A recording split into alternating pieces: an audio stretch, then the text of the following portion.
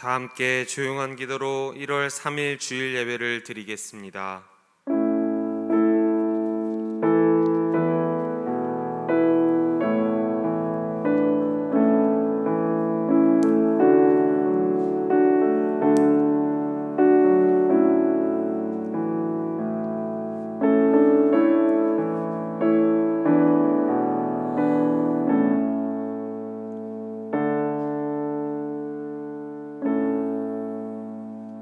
여호와여, 나의 영혼이 주를 우러러 보나이다. 우리의 길을 인도하시는 하나님, 어둠을 뚫고 빛을 비추시는 주님만이 소망임을 고백하며 예배합니다. 이 시간 뜨겁게 주님을 찬양하며 우리 안에 어두움을 몰아내게 하시고 차분히 주님의 말씀에 귀 기울여 우리 삶을 빛으로 다스려 주시옵소서. 예수 그리스도의 이름으로 기도드립니다. 아멘. 다 함께 자리에서 일어나 찬송가 25장 면류관 벗어서를 찬양하겠습니다.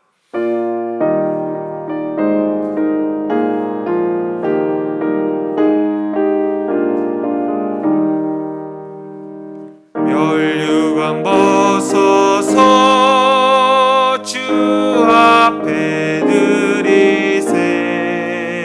저 천사 기쁜 노래가 온 땅에 퍼지네. 네오나 깨어서 주 찬송하여라. 온 백성 죄를 속하신 만왕의 왕일세. 면류관 벗어서 주 앞에 드리세.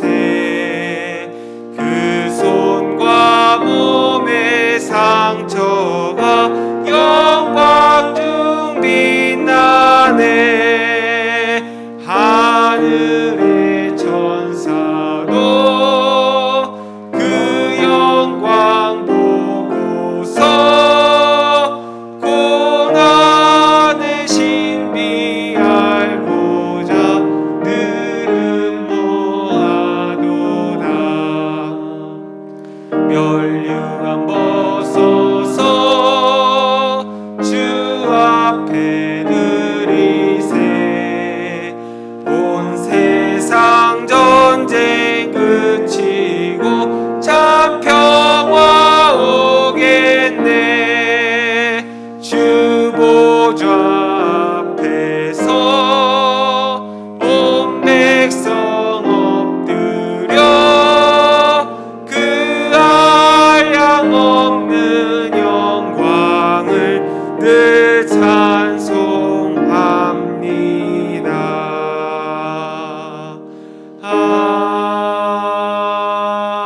아멘. 교독문 94번 함께 교독하겠습니다. 찬송하리로다. 하나님 곧 우리 주 예수 그리스도의 아버지께서 그리스도 안에서 하늘에 속한 모든 신령한 복을 우리에게 주시되 곧 창세전에 그리스도 안에서 우리를 택하사 우리로 사랑 안에서 그 앞에 거룩하고 흠이 없게 하시려고 그 기쁘신 뜻대로 우리를 예정하사 예수 그리스도로 말미암아 자기의 아들들이 되게 하셨으니 이는 그가 사랑하시는 자 안에서 우리에게 거저 주시는 바 그의 은혜의 영광을 찬송하게 하려는 것이라. 우리는 그리스도 안에서 그의 은혜의 풍성함을 따라 그의 피로 말미암아 속량 곧 죄 사함을 받았느니라. 이는 그가 모든 지혜와 총명을 우리에게 넘치게 하사 그 뜻의 비밀을 우리에게 알리신 것이요 하늘에 있는 것이나 땅에 있는 것이 다 그리스도 안에서 통일되게 하려 하심이라. 모든 일을 그의 뜻의 결정대로 일하시는 이의 계획을 따라 우리가 예정을 입어 그 안에서 기업이 되었으니 이는 우리가 그리스도 안에서 전부터 바라던 그의 영광의 찬송이 되게 하려 하심이라. 아멘. 다 함께 사도신경으로 우리의 신앙을 고백하겠습니다. 전능하사 천지를 만드신 하나님 아버지를 내가 믿사오며 그 외아들 우리 주 예수 그리스도를 믿사오니 이는 성령으로 잉태하사 동정녀 마리아에게 나시고 본디오 빌라도에게 고난을 받으사 십자가에 못 박혀 죽으시고 장사한 지 사흘 만에 죽은 자 가운데서 다시 살아나시며 하늘에 오르사 전능하신 하나님 우편에 앉아 계시다가 저리로서 산 자와 죽은 자를 심판하러 오시리라. 성령을 믿사오며 거룩한 공회와 성도가 서로 교통하는 것과 죄를 사하여 주시는 것과 몸이 다시 사는 것과 영원히 사는 것을 믿사옵나이다. 아멘. 성부 성자와 성령 찬송과 영광 돌려 보내세 대처로 지금까지 도용없는 응도록 성삼위께 영광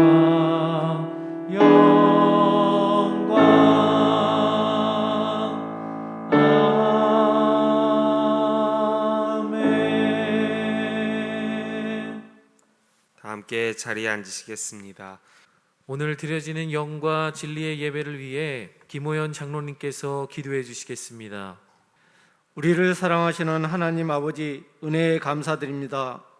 지난 한 주간도 저희들을 주님의 은혜로 지켜 보호하여 주시고 새해 첫 주일 주님 앞에 나와 예배드릴 수 있게 하시니 그 크신 은혜에 감사드립니다.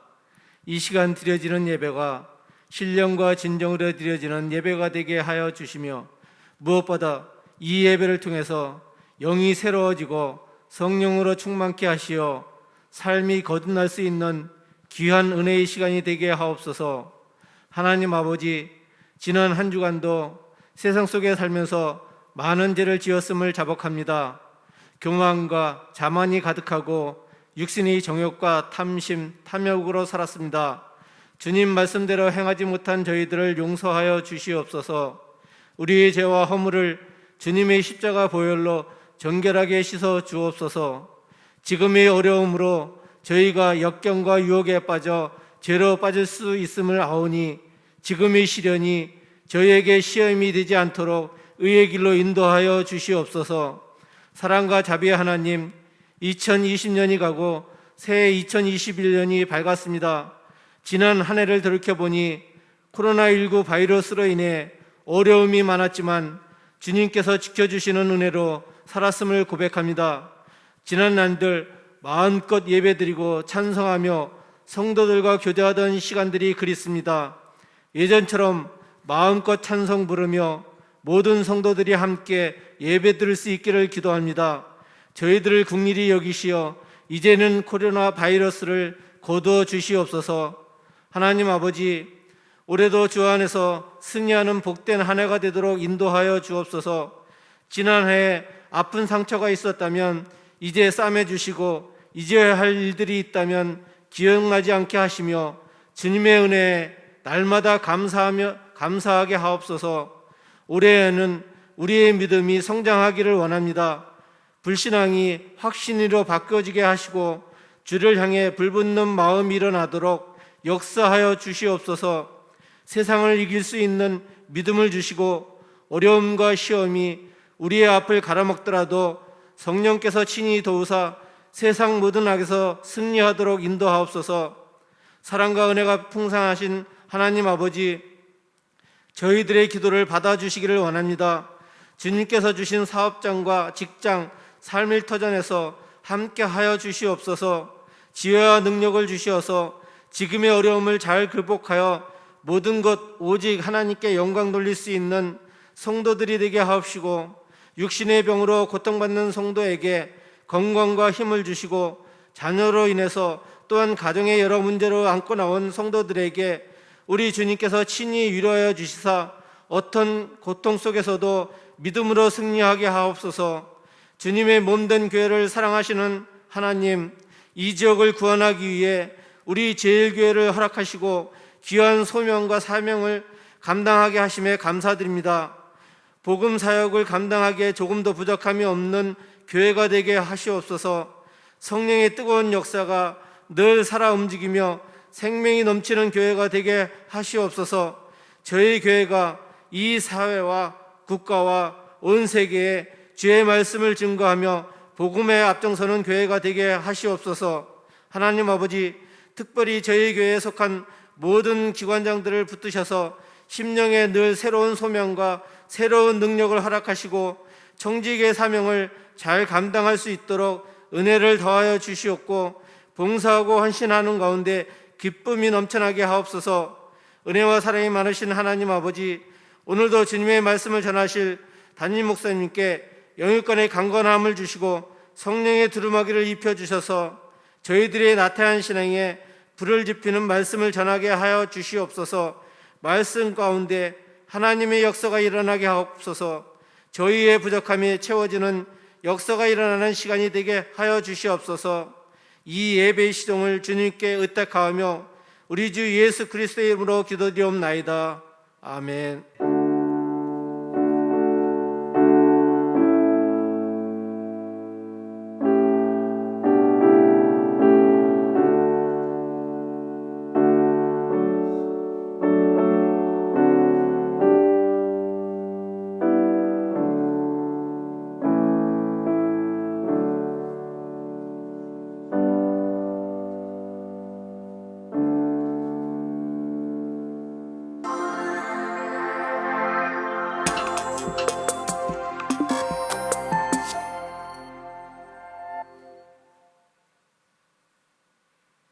사랑하고 축복합니다.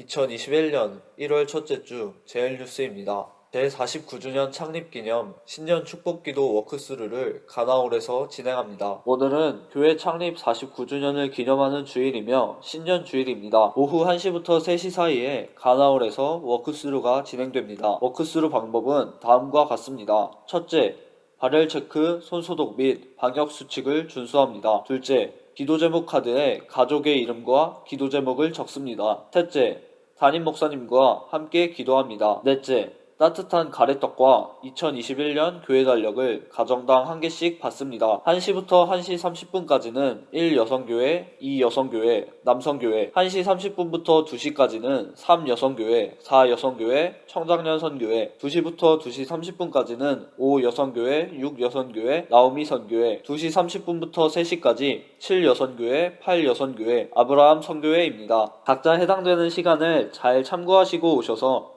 2021년 축복기도로 시작하시는 제일가족 되시기 바랍니다. 신년 온라인 골방 기도회를 진행합니다. 2주 동안 월요일부터 토요일 오전 6시 골방 기도회를 진행합니다. 2021년 기도로 시작하며 하나님께 우리의 마음을 올려드립니다. 은혜로운 골방 기도를 위하여 이렇게 준비합니다. 첫째, 나의 골방을 준비합니다. 둘째, 오늘의 말씀을 적어봅니다. 셋째, 오늘의 기도 제목을 하나님께 적어봅니다. 넷째, 말씀을 읽고 기도 제목을 붙잡고 기도합니다. 올해에도 우리를 지키시고 부어주실 은혜를 소망하며 신년 온라인 골방 기도회에 함께 해주시기 바랍니다. 모임 및 기타 안내입니다. 교회학교 선물 나눔 워크스루를 1월 3일 주일 오후 1시 30분부터 2시까지 태선홀에서 진행합니다. 영아부, 유치부, 유년부, 초등부 자녀를 두신 부모님들께서는 자녀들에게 선물을 전달해 주시기 바랍니다. 기부금 납입 증명서 신청을 원하시는 분은 이름, 직분, 주민번호, 전화번호, 주소, 찾아가는 날짜, 헌금 합산 여부 등을 전화 또는 메일로 신청해 주시고 신청 후에는 교회를 방문하여 받아가시기 바랍니다. 문의는 사무실로 해주시기 바랍니다. 송은경 권사의 시부 고 김순신 안수집사께서 24일 목요일 별세하셨습니다.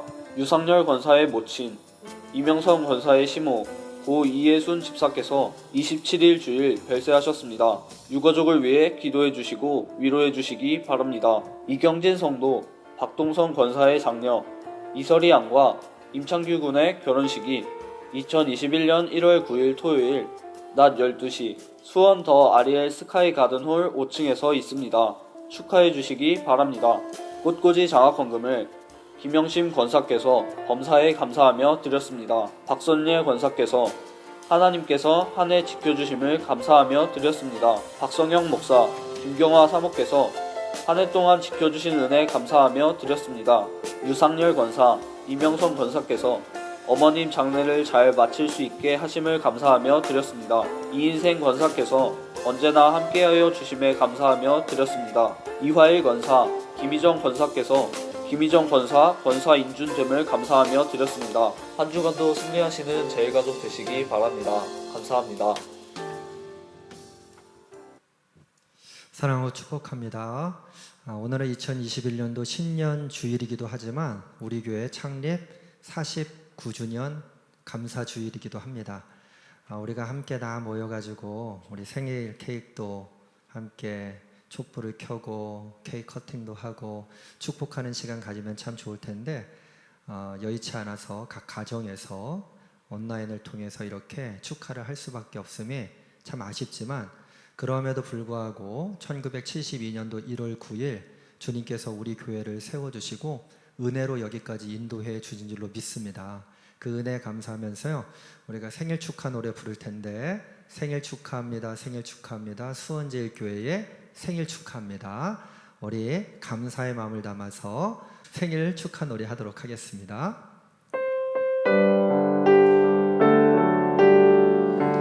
생일 축하합니다.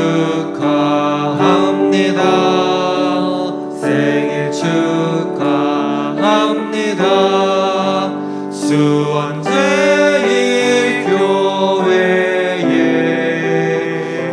생일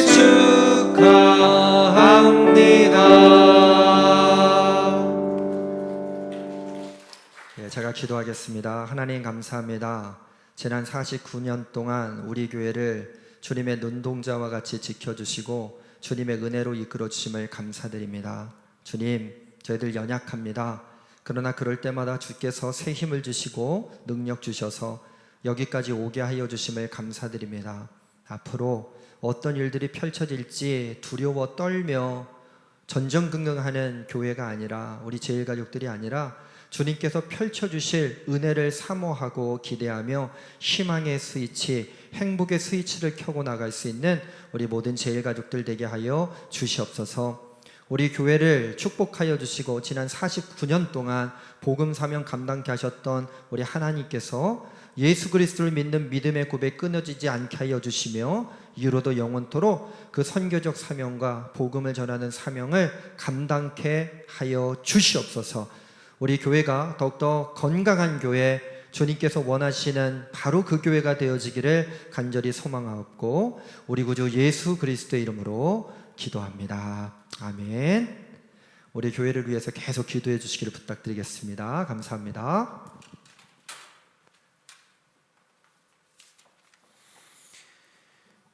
오늘 우리에게 주시는 하나님의 말씀은 요한복음 8장 31절에서 32절까지의 말씀입니다.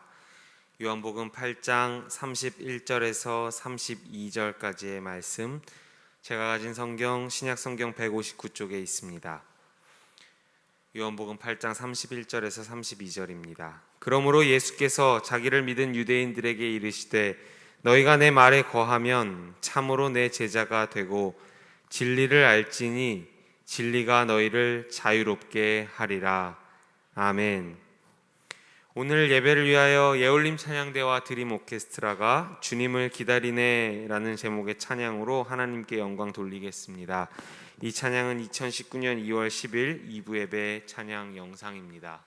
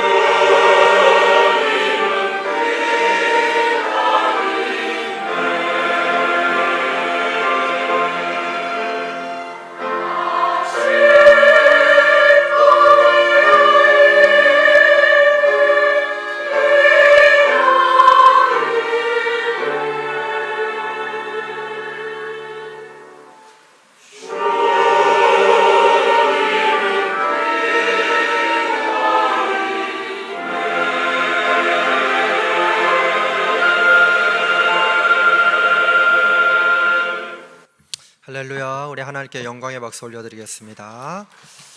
우리 사랑하며 축복합니다 찬송하시면서 서로를 축복하도록 하겠습니다. 각 가정에서 마음껏 우리 가족들을 축복하겠습니다.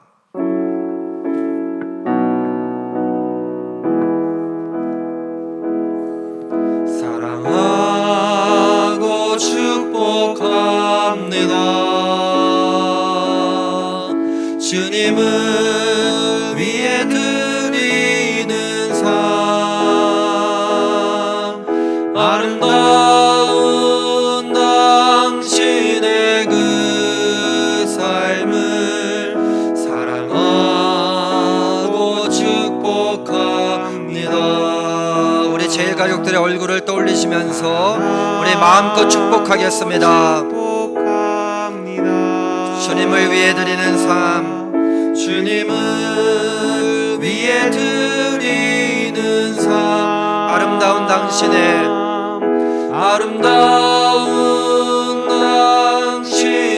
그 삶을 사랑하고 축복합니다. 아름다운 나의 삶을, 아름다운 나의 삶을 사랑하고 축복합니다.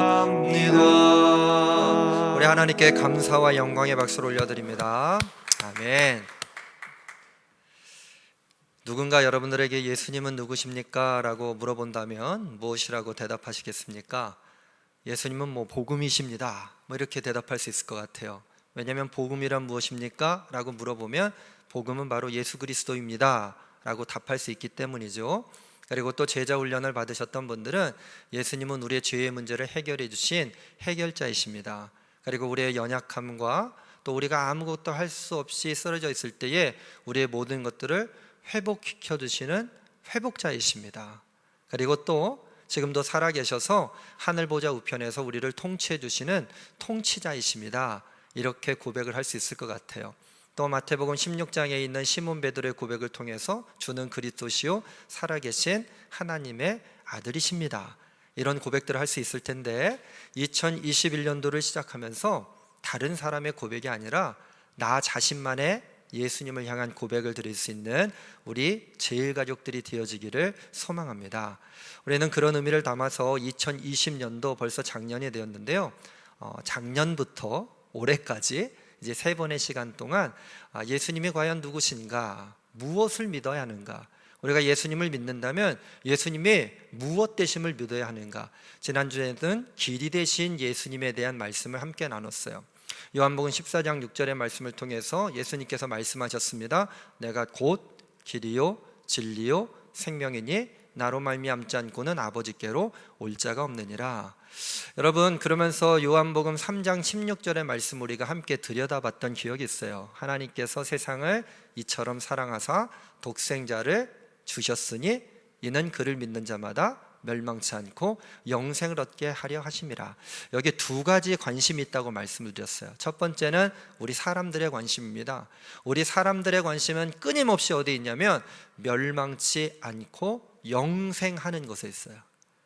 다 어떤 이유를 따지기 전에 왜 믿느냐, 왜 예수님이 이렇게 중요하냐 했을 때 우리의 오로지 관심은 어디 있냐면 멸망치 않고 영생을 얻는 것. 그러나 하나님의 관심은 그곳에 있지 않고 독생자, 바로 우리를 사랑하셔서 독생자를 보내셨는데 독생자를 믿는 그 한 사람에게 있습니다. 우리가 우리의 관심으로 살아갈 것이 아니라 독생자 예수 그리스도를 믿으면 멸망치 않고 영생을 얻게 되는 것은 우리가 그의 결과로 얻게 될 줄로 믿습니다. 우리 하나님의 관심 가운데 나가면서 우리가 길이 되신 예수님의 은혜 가운데 나가자. 우리들에게 주어져 있는 길은 두 가지 길이에요. 많은 길들을 우리가 걷고 있는 것 같지만 단 두 가지입니다. 영생의 길과 멸망하는 길, 생명의 길과 그리고 죽음의 길입니다. 그렇다면 독생자를 믿는 믿음으로 말미암아 그 길 가운데 거하시는 우리 제일가족들 되어지기를 주님의 이름으로 간절히 축원합니다. 오늘 이제 두 번째 말씀을 나누려고 하는데, 예수님께서 말씀하셨죠. 내가 곧 길이다, 내가 곧 진리이다, 내가 곧 생명이다. 오늘은 진리에 대한 이야기를 좀 나누고 싶어요. 진리, 여러분 진리가 무엇이라고 생각하십니까?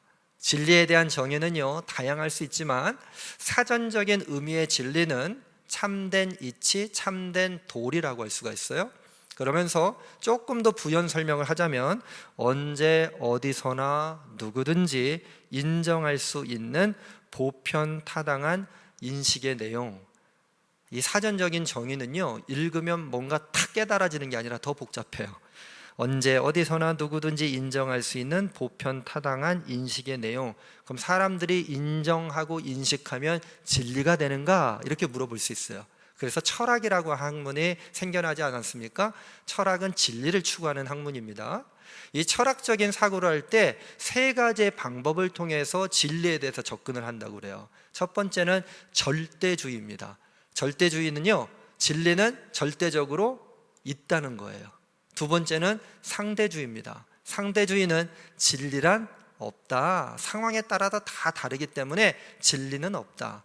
그리고 또 마지막 세 번째로 불가지론을 이야기하는데, 불가지론은 진리가 있는지 없는지 우리는 알 수가 없다. 자, 그러면 세 번째는 그냥 넘어가자고요. 그런데 상대주의를 이야기할 때 무엇이라고 이야기합니까? 진리가 있습니까? 없습니까? 진리가 없다. 그런데 이 진리가 없다는 정의와 명제도 하나의 정확한 하나의 선언이나 진리가 되기 때문에 이 자체가 모순이 된다는 거예요. 그러므로 철학적인 사고를 할 때에도 진리는 있다고 말할 수밖에 없습니다. 또 과학을 좀 한번 생각해 볼까요? 과학에 옛날에 가장 작은 어떤 물질의 단위를 원소라고 그랬어요. 원자라고 그랬습니다. 그런데 그거를 쪼개고 또 쪼갰어요. 그랬더니 여러분 소립자 들어보셨죠? 그 안에는 여러 가지 종류가 있대요. 그걸 또 쪼갰더니 뭐 쿼크가 나오고, 아직까지 발견이 되지 않았지 더 쪼개질 수가 있을 겁니다. 인간이 하지 못하는 거예요. 그러므로 과학적인 사실을 증명하려고 해도 나중에 보니까 그게 사실이 아니었다고 하는 게 밝혀졌다라는 거예요. 또 과학적으로 여러분 지구가 돌았어요? 아니면 태양이 돌았습니까? 지구 주변을 태양이 돈다고 얘기했단 말이에요. 근데 그게 허구라고 하는 사실도 발견되지 않았습니까? 그러므로 과학도 진리라고 할 수 없을 것 같습니다. 법은 또 어떻습니까? 여러분 예전에 우리나라에 노예제도가 있었어요? 없었어요? 그래서 우리 뭐 양반 출신이네 뭐 어쩌고 저쩌고 하면서 막 다툼할 때도 있잖아요. 우리나라에도 노비제도가 있었습니다. 외국에도 역시 마찬가지였습니다. 지금은 노예제도가 있습니까? 없습니까? 우리나라에. 법적으로 말도 안 되는 얘기죠. 계층의 차이, 우리 마음 가운데서는 어떤 사람을 차별할 수 있으나 법적으로는 우리 모두 동일한 시민들 아니겠어요? 그런데 여전히 세계 어느 나라를 가보면 노비제도를 운영하는 곳이 있습니다. 그러니까 보편타당한 진리가 되어줄 수가 없어요. 예전에 안락사를 얘기하면 큰일 났습니다. 어떻게 인간 스스로 목숨을 끊을 수가 있어? 그건 신의 영역이다 그랬어요. 그런데 스위스 같은 곳은 안락사를 인정합니다. 그래서 자기 스스로 하늘나라 가고 싶은 사람은 스위스로 향하기도 합니다. 여러분 뇌사에 빠진 분을 직접 보신 적이 있으십니까? 저는 중환자실에 들어가서 뇌사에 빠진 분들을 여러 경험을 했어요. 근데 보면요, 옆에 이렇게 심장이 있잖아요. 그 수치를 재주는 계기판에 심장이 뛰고 있단 말이에요. 온기가 있어요. 근데 의학적으로는요, 법적으로는 이 사람을 죽었다고 얘기합니다. 예전에는 심장사가 죽음을 이야기하는 근거였는데 지금은 뇌사까지도 인정하고 있습니다. 동성결혼, 여러분 말이 됩니까? 동성결혼이 지금 합법화되어져 가고 있습니다. 성전환에 대한 여러 가지 부분들, 그래서 우리나라에서도 뭐 주민등록번호로 바꿔준다 뭐 한다 뭐 이런 논란들이 있지 않아요? 법 자체도 사실은 진리라고 할 수가 없어요. 그럼 우리는 어떻게 되냐? 회의주의에 빠져요. 불가지론에. 야, 진리가 있는지 없는지 우리 몰라. 아니 몰라, 그냥 잘 살으면 되지. 그런데 존 루크라고 하는 사람이 오늘 한 주간의 묵상해 보니까 주보에 이렇게 선언해 주고 있습니다. 성경의 저자는 하나님이요, 목적은 인류 구원이다. 그 내용은 불순물이 섞이지 않은 순수한 진리이다. 여러분들에게 기회를 제가 한번 드릴게요. 성경의 저자는 하나님이요, 목적은 인류 구원이다.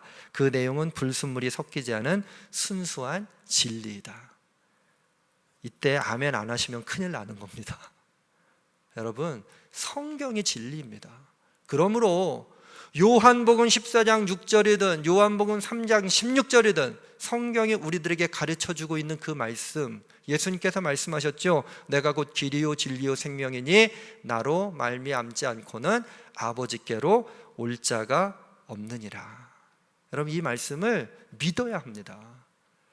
지난주에는 길이 되신 예수님, 멸망의 길과 생명의 길, 그래서 롯에 대한 이야기도 했고요, 윤동주 시인에 대한 이야기도 함께 나누게 되었습니다. 오늘은 진리에 대한 이야기를 좀 나누고 싶은데, 먼저 진리라고 했을 때에 왜 예수님께서 진리가 되셨을까? 이런 질문을 저는 한번 던져봤어요. 헬라어에, 히라보에 알레테이아라고 하는 단어가 있습니다. 진리라고 하는 단어인데, 이 알레테이아라고 하는 단어는요, 레테이아라고 하는 단어에 부정어 아가 붙었습니다. 그래서 알레테이아예요. 근데 레테이아는 어떤 뜻을 가지고 있느냐? 망각이라는 뜻을 가지고 있어요. 망각, 잊어버린다는 거죠. 그런데 알레테이아는 그럼 뭐예요? 레테이아가 망각이니까 잊어버리지 않는다, 망각하지 않는다, 이런 뜻이죠. 망각해서는 안 되는 것이 절대 진리라고 말할 수 있습니다. 세상을 살아가다 보면 자꾸자꾸 뭘 좀 까먹고 잊어버릴 때가 있단 말이에요. 여러분, 우스갯소리로 어떤 분이 핸드폰을 찾고 있었는데 나중에 보니까 냉장고 안에 들어갔다, 이런 얘기 들어보셨죠? 리모컨 얘기도 하기도 하고요. 냉동실에 안 든 것만 해도 다행일 것 같아요. 급하게 지갑인 줄 알고 챙겨서 나왔는데 리모컨을 갖고 왔다는 사람도 있고요. 이건 제가 실제로 경험한 건데, 저도 모르게 안경 쓰고 세수해 본 적도 있습니다. 안경을 벗었는지 썼는지. 근데 정말로 냉장고 안에 핸드폰을 넣던, 리모컨을 넣던, 지갑 대신 리모컨을 들고 나가던 우리가 죽습니까? 죽지는 않아요. 겸언적일 수는 있어요. 도대체 내가 왜 그러지? 이렇게 한탄할 수는 있지만 죽지는 않습니다. 하지만 알레테이아, 세상을 살아가면서 절대로 망각해서는 안 되는 진리가 있는데, 바로 진리가 되신 예수님. 이게 무슨 뜻이냐? 예수님을 잊어서는 안 된다는 거예요. 왜 예수님을 잊어서는 안 됩니까? 예수님을 잊는 순간 우리는 거짓에 빠질 수밖에 없어요. 망각하지 않는다, 그리고 잊지 않는다. 여러분, 우리가 진리를 잊게 되면, 망각하면 당연히 진리의 반대어인 거짓 가운데 빠지지 않겠습니까? 거짓 가운데 빠지면 어떻게 됩니까? 거짓이 죄를 낳게 됩니다. 죄 가운데 계속 머무르게 되면 우리는 어떻게 됩니까? 멸망하는 길로 갈 수밖에 없습니다. 왜 예수님께서 진리가 되셨을까요? 우리를 살리시기 위해서. 우리가 자꾸 망각하는 것들이 너무 많아요. 하나님의 하나님됨을 망각합니다. 예수님께서 구원자로 이 땅에 오셨던 것을 망각하기 시작합니다. 미움과 다툼과 시기와 질투가 생기고 여러 가지 것들을 망각하고 자꾸 철학적으로 이야기하려고 하고, 의학적으로 얘기하려고 하고, 법적으로 이야기하려고 하고, 뭔가 과학적으로 이야기하려고 하는 그런 자꾸 세상의 초등학문 가운데 우리의 마음을 빼앗겨 버리기 쉽습니다. 그럴 때에 내가 진리인 것을 너희들이 망각해서는 안 된다. 내가 너희들의 구원자인 것을 망각해서는 안 된다. 나를 잊지 말아라. 나를 망각하지 말아라. 내가 걸어갔던 그 길을 잊지 말고 진리로 나를 따라올 것을 우리들에게 말씀해 주시기 위해서 우리 예수님께서 스스로 진리가 되어주셨습니다. 사랑하는 성도 여러분, 예수님을 결단코 잊지 마시기를, 망각하지 마시기를 주님의 이름으로 간절히 축원합니다. 그럼 이렇게 예수님을 잊지 않고 망각하지 않으며 진리이신 예수님을 믿을 때 우리들에게 어떤 변화가 일어날 수 있을까요? 저는 두 가지를 오늘 좀 말씀을 드리고 싶어요. 저를 한번 따라해서 봐야 돼요. 첫째, 첫째, 진리이신 예수님을 믿으면 참된 제자가 됩니다. 진리이신 예수님을 믿으면 참된 제자가 됩니다. 요한복음 8장 31절의 말씀으로 한번 가볼까요? 오늘 함께 읽었던 본문입니다. 그러므로 예수께서 자기를 믿은 유대인들에게 이르시되 너희가 내 말에 거하면 참으로 내 제자가 되고. 예수님께서 자기를 믿은 유대인들에게 말씀하셨다는 거예요. 너희가 내 말에 거하면 참으로 내 제자가 되고. 너희가 내 말에 거하면, 알레테이아가 어떤 뜻이에요, 여러분? 망각하지 않는다, 잊지 않는다는 뜻 아니겠습니까? 너희가 내 말에 거한다는 뜻은 어떤 의미냐면 예수님의 말씀을 잊지 않고 그 말씀대로 살아간다면, 이렇게 의미를 해석할 수 있어요. 그렇게 되면 어떻게 됩니까? 제자가 됩니다. 제자가 된다는 건 어떤 의미입니까? 진리 안에 살아갈 수 있는 사람이 되어졌다는 거죠. 선생님이 있어요. 제자가 있어요. 선생님이 거짓을 가르치지 않는다고 믿기 때문에 우리가 그분을 선생으로 모시고 제자된 삶을 살아가는 것처럼, 우리가 주님을 믿고 주님 안에 살아가고 주님이 진리인 줄로 믿고 따라가면 우리가 그 진리 안에 살아갈 수 있는 기쁨을 누리게 됩니다. 여러분, 세상 속에서 진리를 알 수 없다고 그렇게 불가지론, 절대주의, 상대주의, 법 얘기도 하고요, 과학 얘기도 하지만 다 헛되고 헛된 것인데, 우리의 진리가 되신 예수님을 알게 됐으니 우리의 삶에 얼마나 큰 변화가 일어나게 되는 것입니까? 여러분, 성경에 보면요, 진리신 예수님을 믿었던 많은 사람들의 이야기가 비일비재하게 나옵니다. 근데 여기에도 세 가지 타입이 있어요. 첫 번째는요, 예수님을 직접 만난 사람, 그리고 예수님과 동행했던 예수님의 12제자 되어줄 수 있겠죠.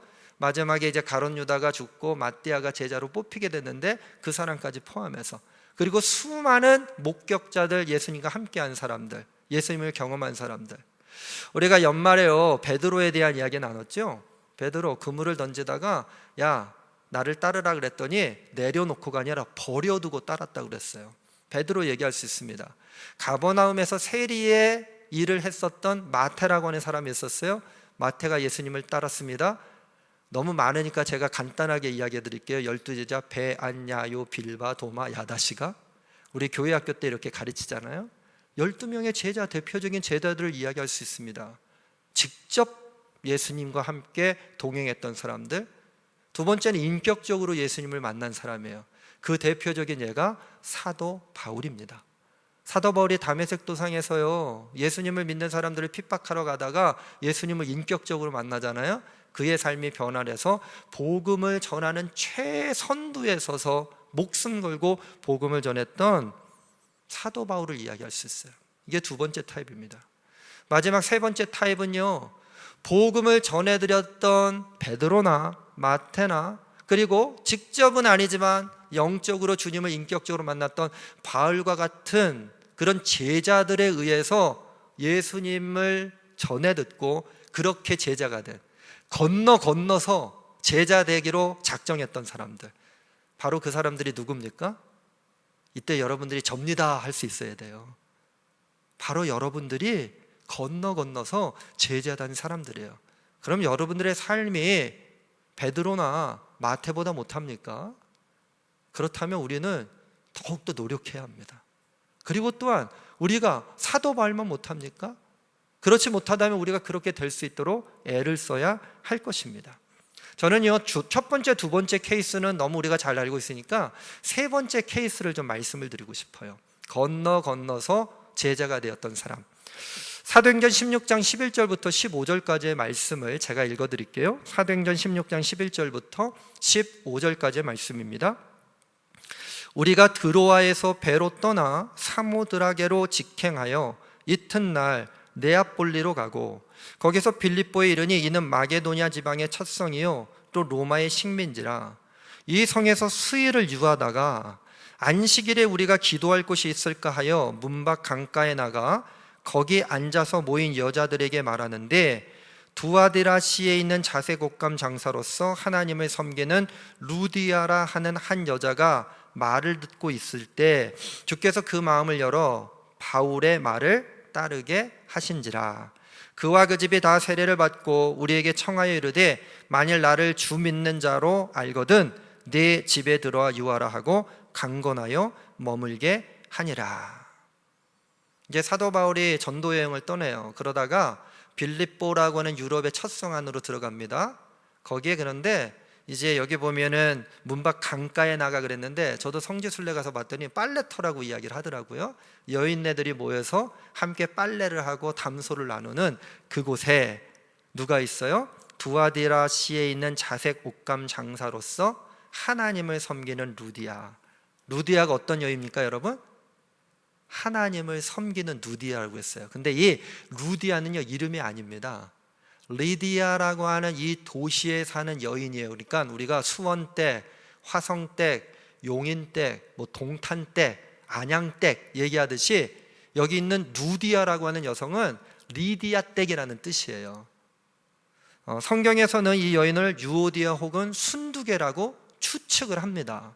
그냥 근데 우리는 일반적으로 알고 있는 루디아로 이해하셔도 나쁘진 않을 것 같아요. 그런데 이 루디아가 어떤 사람이었어요? 그 정체성이 중요한데 하나님을 섬기는 루디아. 그런데 여러분, 우리가 잠시 착각할 수 있는 것이 하나님을 섬긴다고 하니까 예수님을 믿는 사람으로 생각하기 쉬운데 여기까지는 예수님을 믿는 사람이 아니었어요.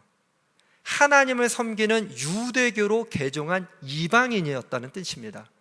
예수님에 대한 이야기를 듣긴 들었어도 뭐 선지자 중에 하나, 또 탁월한 한 사람의 선생이겠지라고는 생각했지만 그녀는 하나님을 믿었어요. 하나님을 믿는 결과로 어떤 삶을 살았냐면 유대교주의자들과 유대인들 했던 것처럼 이웃을 섬기고 선행을 하는데 최선을 다했어요.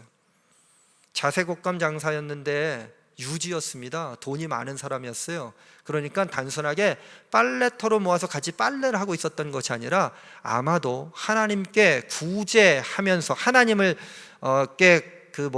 도움을 청하며 좀 재정적으로 열악한 사람들에게 구제하고 함께 모여서 하나님을 향한 기도를 하는 기도 모임이 있었던 자리였던 것 같아요. 그러면서 자기 자신에게 하나님께서 축복해 주실 것이라고 하는 마음으로 무언가 채우려고 했었던, 결코 나빴던 건 아니지만 여기에 무슨 문제가 있냐면 이웃을 구제하거나 그가 봉사하지 못하면 금방 공허함 가운데 빠졌다고 하는 어려움이 있었다는 거예요. 이런 하나님을 섬기는 루디아가 사도 바울과 그리고 그를 따르는 사람들이 이런저런 이야기를 하는 걸 귀담아 들었다는 거예요. 그러면서 뭐라고 얘기합니까?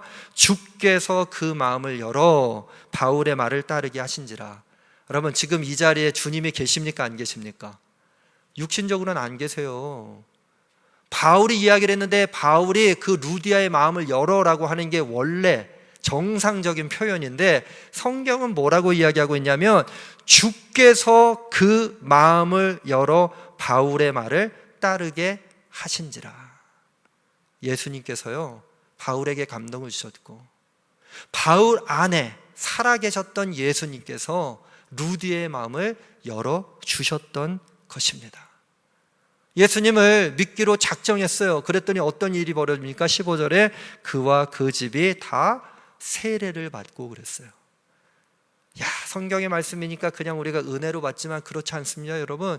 이 14절과 15절 사이에 얼마나 정말 놀라운 구원의 드라마가 기록이 되어져 있습니까?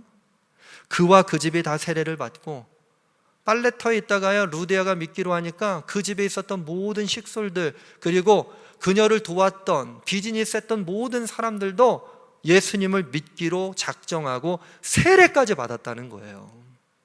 그 위에 어떤 은혜가 펼쳐지고 있어요. 우리에게 청하여 이르되 만일 나를 주 믿는 자로 알거든 내 집에 들어와 유하라 하고 강건하여 머물게 하니라. 말씀이 궁금해집니다. 하나님의 이름으로 하나님을 섬기고 사랑하는 마음으로 이웃을 구제했을 때는 느끼지 못했던 주님의 사랑을 누리게 됩니다. 재정이 좀 있어서 재정으로 뭔가 이렇게 하려고 했었던 것과는 전혀 다른 예수님의 이야기를 듣고 예수님을 믿고 세례를 받자 그녀가 이제 참된 제자의 삶을 살아가기 시작합니다. 여러분, 빌립보 교회는 참 의미가 있어요. 사도 바울이 유럽의 복음을 전할 때마다 어려움을 겪게 되는데 그때 가장 먼저 앞서서 도왔던 교회가 빌립보 교회입니다. 그래서 빌립보 서신을 이야기할 때 우리는 기쁨의 서신이라고 이야기하잖아요. 기쁨의 서신. 빌립보 교회를 세우는 아주 역할을 했었던 여인의 이름이 루디아였습니다.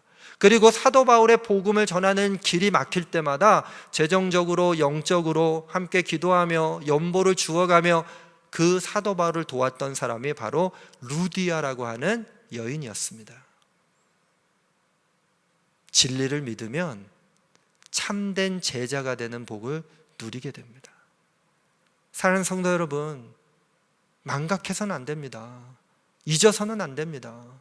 예수님이 우리의 진리가 되심을 망각하는 순간 우린 참된 제자가 아니라 세상에 있는 사람들과 별반 다르지 않는 삶을 살아가게 될 것입니다. 첫 번째, 진리이신 예수님을 믿음으로 말미암아 참된 제자로 살아가시기를 주님의 이름으로 간절히 축원합니다.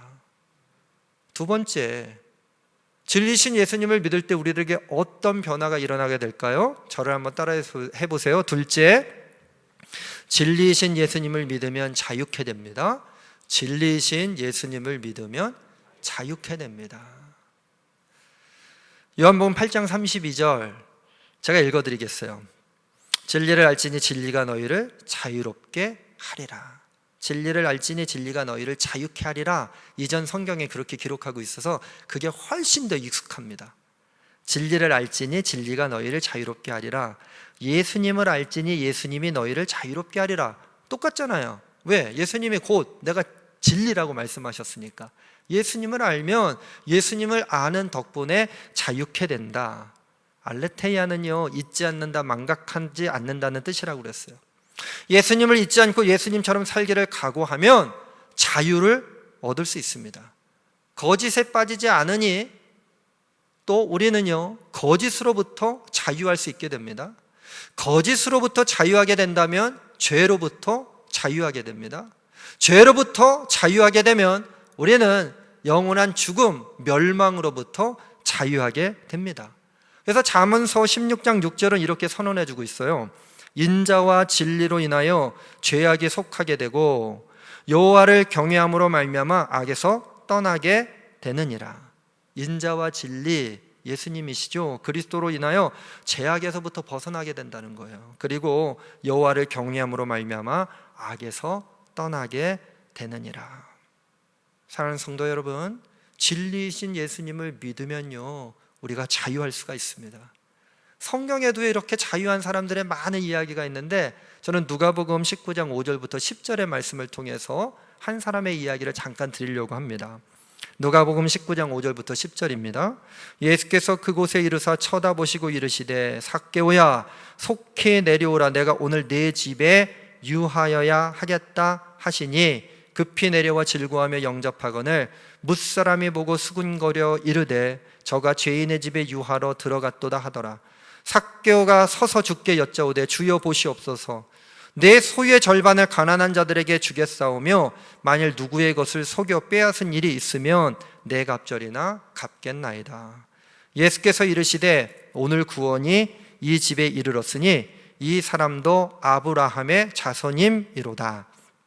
인자가 온 것은 잃어버린 자를 찾아 구원하려 함이라. 아멘. 여러분 삭개오 잘 아시죠? 삭개오 얼마나 잘 아십니까? 삭개오 이름의 뜻이 무엇인지 압니까?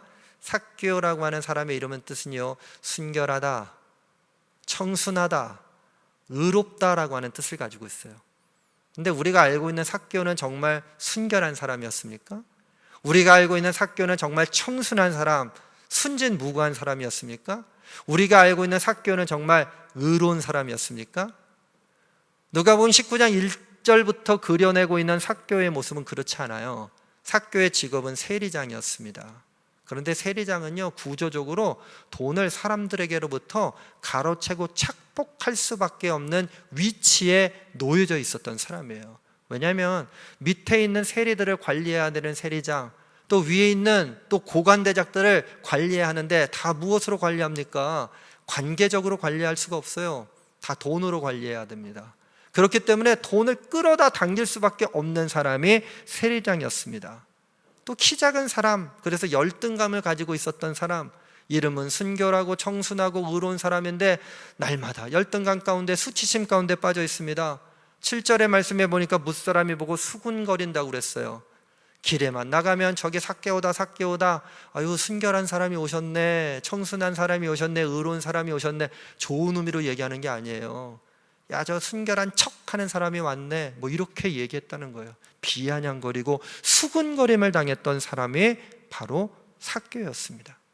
7절에 보니까 저가 죄인의 집에 유하러 들어갔도다. 사람들은 삭개오를 죄인이라고 100% 믿었다는 거예요. 저 사람은 죄인임에 틀림없어, 그게 진리라고 생각했던 거예요. 그런데 이 삭개오에게 어떤 변화가 일어납니까? 5절의 말씀에 보니까 예수님께서 돌 무화과 나무 그 위에 있었던 삭개오를 쳐다보시는 겁니다. 길을 가시다가 어떻게 돌 무화과 나무를 쳐다봤을까? 참 희한한 일이죠. 은혜는 이렇게 시작되는 거예요. 근데 그것도 감사한데 삭개오라고 하는 이름을 불러요. 여기다 이름표 써놨을까요? 예수님이 그 마을에 들어가서 삭개오라고 하는 한 사람의 이 인물을 기억하고 있었을까요? 그렇지 않습니다. 그런데 예수님이 삭개오를 인격적으로 만나 주시는 그 순간 삭개오가 자신의 이름의 의미를 깨닫기 시작해요. 아, 나는 순결한 사람이지, 나는 청순한 사람이지, 나는 의로워야만 하는 사람이지. 6절에 보니까 그가 변했어요. 급히 내려와 즐거워하며 영접하거늘. 야, 삭개오가 예수님을 만났구나, 이렇게 생각할 수 있지만 대단한 변화입니다, 여러분. 수군거림 7절에 보니까 있었잖아요. 죄인이라고 낙인 찍혔던 사람들의 원성이 있지 않았습니까? 그런데 그것으로부터 자유하게 됩니다. 삭개오가 예수님을 만나는 순간, 진리이신 예수님을 만나는 순간 망각하고 있었던 자기 자신의 이름, 순결하고 청순하고 의로워야만 하는 삶을 살아가야 했던 나 자신 잊어버렸어요. 근데 진리이신 예수님을 만나는 순간 내가 이제 어떤 삶을 살아가야 할지를 깨닫게 되고 세상의 시선으로부터 자유함을 누리게 됩니다. 그렇게 자유함을 누린 결과 예수님을 만나서 예수님께 이렇게 고백하지 않아요? 8절, 삭개오가 서서 주께 여짜오되 주여 보시옵소서, 내 소유의 절반을 가난한 자들에게 주겠사오며. 세장하려면 뭐가 필요합니까, 여러분? 돈이 필요해요. 뭔가 장을 하려면 돈이 필요하지 않습니까? 사람들 관리해야 되니까. 그런데 내 소유의 절반을 가난한 사람들에게 나눠주겠다, 그렇게 그의 삶을 붙잡고 있었던 돈으로부터의 자유가 시작돼요. 누구의 것을 속여 빼앗은 일이 있으면, 내가 거짓된 삶을 살았던 것이 있다면 회개하고 내 갑절이나 갚겠나이다. 손해를 감수하고서라도 진리 가운데 나가기 원하는 그 자유로움이 시작되어지게 됩니다. 예수님께서 말씀하시죠. 예수님께서 이르시되 오늘 구원이 이 집에 이르렀으니 이 사람도 아브라함의 자손임이로다. 10절의 말씀, 인자가 온 것은 잃어버린 자를 찾아 구원하려 함이니라. 우리는 삭개오가 뽕나무에서 내려와 가지고 예수님 만나서 구원받았다, 이렇게 그냥 옛날 이야기로 끝날 수 있지만, 여러분 이것이 우리의 가정의 이야기라면 여러분 그냥 지나칠 수 있겠습니까? 우리 가정 가운데 정말 죄로부터 자유한 삶을 우리 모든 가족들이 살아가고 있습니까? 세상에 악한 것들로부터 자유한 삶을 살아가고 있습니까? 물질로부터 자유한 삶을 살아가고 있습니까? 관계적인 부분으로부터 자유한 삶을 살아가고 있습니까? 세상에 속박되어지고 세상에 여러 가지 우리가 끌려가서는 안 되는 것들로부터 자유한 삶을 살아가고 있습니까? 그렇다면 이 삭개오의 이야기를 그냥 성경 속에 있는 진리이신 예수님을 만나서 자유를 얻다, 이렇게 끝내지 마시고 오늘 나와 내 집의 이야기가 되어질 수 있도록 진리이신 예수님을 믿고 나가시기를 주님의 이름으로 간절히 축원합니다. 예수님을 잊고 살아갈 때가 있어요. 예수님을 잊는다는 건 내가 거짓 가운데 더 가까이 갈 수 있는 가능성이 커졌다는 것이고, 거짓 가운데 더 가까이 갈 가능성이 커졌다는 건 죄 지을 확률이 커졌다는 것이고, 죄 지을 확률이 커졌다는 것을 멸망의 길로 가고 있다는 증거입니다. 오늘 주님이 다시 한번 기회를 주십니다. 패망의 길, 멸망의 길이 아니라 생명의 길, 영생의 길을 허락하셨던 주님께서 오늘 우리들에게 진리가 무엇인지를 가르쳐 주시며 우리들에게 말씀하세요. 나를 잊지 말아라. 나를 망각하지 말아라. 나를 따라오너라. 세상의 초등학문에 속지 말아라. 세상에 너희들이 붙잡았던 그 경험에 속지 말아라. 내가 곧 길이요 진리요 생명이니 나로 말미암지 않고는 아버지께로 올 자가 없느니라. 우리 가정에 진리신 예수님을 믿는 믿음이 2021년도 새해에 시작되어지기를 주님의 이름으로 간절히 축원합니다. 예수님을 믿으면 우리 참된 제자가 됩니다. 예수님을 믿으면 자유롭게 됩니다. 진리를 알지니 진리가 너희를 자유케 하리라. 이제 우리들에게 달려 있어요. 하나님께서는 예수님을 이 땅에 보내셨고 예수님은 할 일을 다 하셨단 말이죠. 이제 우리의 믿음의 분량으로 우리가 생과 사의 갈림길에서 새롭게 세워지게 될 것이고, 참된 제자가 될 것이냐, 거짓된 삶을 살 것이냐, 아니면 주께서 주는 자유함을 얻고 살 것이냐, 어디에 계속 속박된 삶을 살 것이냐 결정되게 될 것입니다. 오늘 이 말씀을 무겁게 받아들여 주시고 2021년도 앞으로 어떤 일이 펼쳐질지 잘 모르겠어요. 어떤 일들이 우리들에게 주어질지 모릅니다. 그러나 오늘 존 루크의 이 고백을 다시 한번 기억하십시오. 성경의 저자는 하나님이요 목적은 인류 구원이다. 그 내용은 불순물이 섞이지 않은 순수한 진리다. 인자가 이 땅 가운데 오신 것은요 잃어버린 것을 되찾기 위해서 오셨다고 하는 말씀을 잊지 않으시고, 정말로 진리 되신 예수님을 믿으며 그 길 가운데 생명을 얻고 나가시는 우리 제일가족들 되어지기를 주님의 이름으로 간절히 축원합니다. 찬송가 510장에요 하나님의 진리 등대라고 하는 찬송이 있어요. 우리 하나님께 감사하면서 진리 가운데 거할 수 있으면 얼마나 큰 기쁨입니까? 우리가 돌 무화과 나무에서 숨어서 예수님을 보고 있었던 삶에서 예수님이 우리의 이름을 불러주시면 급히 내려가 즐거워하며 주님을 영접해야 되지 않겠어요? 우리는 다시 첫 출발점 앞에 세워져 있습니다. 그런 믿음의 고백을 드리면서 다 함께 자리에서 일어나셔서 찬송가 510장을 찬송하시고 주님 앞에 봉헌하고요, 제가 축도하고 예배를 마치도록 하겠습니다.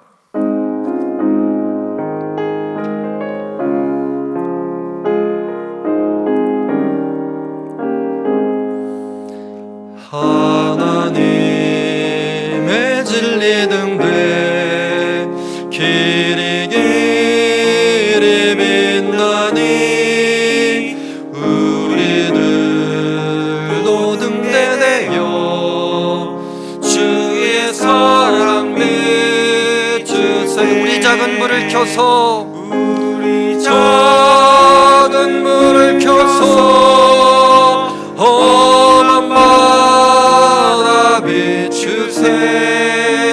물에 빠져 헤매는 이 건져내어 살리세. 죄의 밤은 깊어가고 죄의 밤 망각하지 않아야 합니다. 잊지 말아야 합니다. 예수님이 진리이심을 믿고 나가야 합니다. 어디 불빛 없는 가구 찬눈물이 많구나. 우리 작은 물을 켜서 험한 바다 비추세.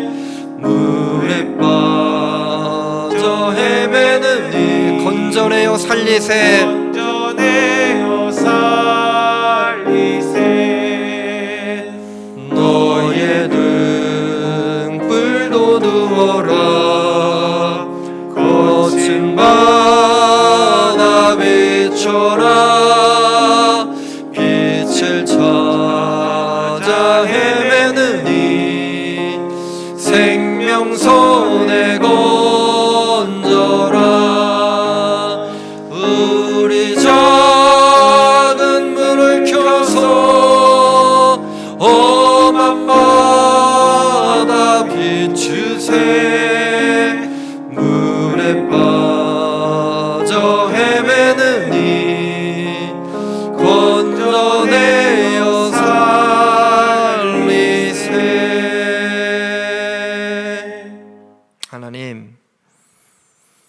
세상의 초등학문 속에서 그것이 진리라고 착각하는 삶을 살아갔습니다. 알레테이아, 예수님의 진리임을 망각하지 않게 하여 주시옵소서. 예수님이 진리임을 잊지 않게 하여 주시옵소서. 망각하고 잊었다가 예수님을 잃어버리는 죄를 범할까 두렵습니다. 우리의 그렇게 관심이 멸망치 않고 영생에 이르는 데 있다면 하나님의 관심 가운데 나가게 하여 주시옵소서. 이 세상을 사랑하사 독생자를 보내신 주님의 뜻을 믿는 사람들이 되게 하여 주시옵소서. 진리신 예수님을 믿음으로 말미암아 참된 제자가 될 것을 결단하였습니다. 진리이신 예수님을 믿는 믿음으로 말미암아 자유케 되어짐을 알게 되었습니다. 세상 가운데 자유함을 누리게 하여 주시옵소서. 구원의 은혜에 감격하며 주님께 예물 드립니다. 드리는 손길마다 복의 복을 더하여 주시고, 특별히 2021년도 한 해는 늘 주님의 장중 안에 거하게 하여 주시며 길이요 진리요 생명이신 주님과 동행하게 하여 주시옵소서. 주님, 저희들 연약합니다. 주님께서 강건하여 저희들 가운데 찾아오셨사오니 주님의 뜻 가운데만 거할 수 있는 우리 모든 제일가족들 되게 하여 주시고, 코로나19의 어려움으로부터 저희들을 지켜주시며 주님의 눈동자와 같이 함께하여 주시고, 병마가 우리를 이기지 못하도록 주님께서 저희들을 보호하여 주시옵소서.